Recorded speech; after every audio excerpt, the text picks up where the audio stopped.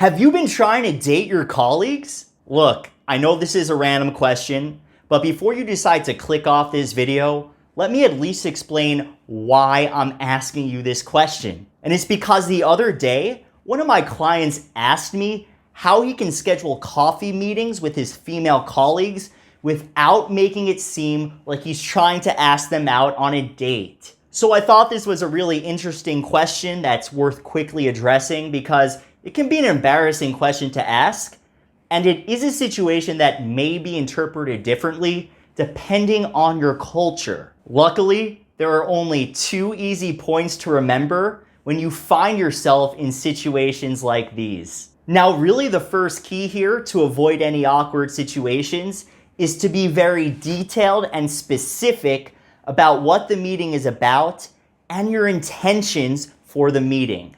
A simple way you can do this is by mentioning the meeting setting, the day and time, and the reason for the meeting. Not only does this give your colleague more information, but it also allows you to give off a more professional and serious vibe, opposed to a vibe that's maybe a little overly friendly, if you catch my drift. So that's the first key.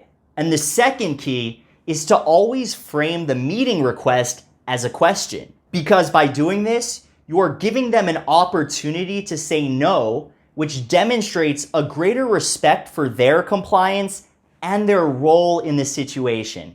Okay, so putting this all together, how does it look? Let's say I'm in my client situation and I want to schedule a coffee meeting with my female colleague. I could say something like, would you be able to meet for a cup of coffee next week at 3 p.m. so we can finalize the new engagement strategy? So with this example, I'm being very specific about when the meeting is, what the meeting is about, and why I want to hold the meeting. And I'm also asking her. Furthermore, I'm using diplomatic language to phrase the question when I say, would you be able to? So anyways, I hope this was helpful.